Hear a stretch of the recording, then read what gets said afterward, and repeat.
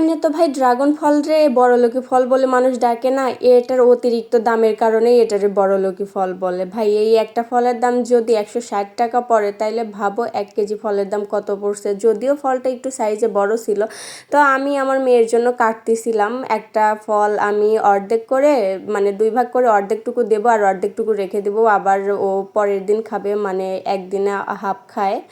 তো ওর জন্য আমি কাটতেছিলাম, একটা বাটি নিয়ে আসছি, ও কাটা দেখে আরেকটা বাটি নিয়ে আসছে কোত্থেকে জানো।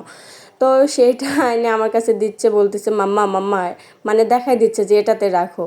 পরে ও চলে গেছে, আমি ওর জন্য কাটে দিচ্ছিলাম। দেখো কাটার সঙ্গে সঙ্গে সে এসে আবার তুলে তুলে নিয়ে খাওয়া শুরু করে দিবে। যদিও ফলটার কালারটা অনেক বেশি সুন্দর ছিল, আর সাদা যেগুলো সেইগুলো না আমার মেয়ে আবার পছন্দ করে না। এই দেখো কাটা হয়ে গেছে, সে সঙ্গে সঙ্গে এসে এক পিস তো উঠাই নিয়ে খাওয়া শুরু করে দিছে। তো এই যে এই কয়েক টুকরো হয়েছে, এই কয়েক টুকরো সে এখন খাবে, পরে আবার দিব।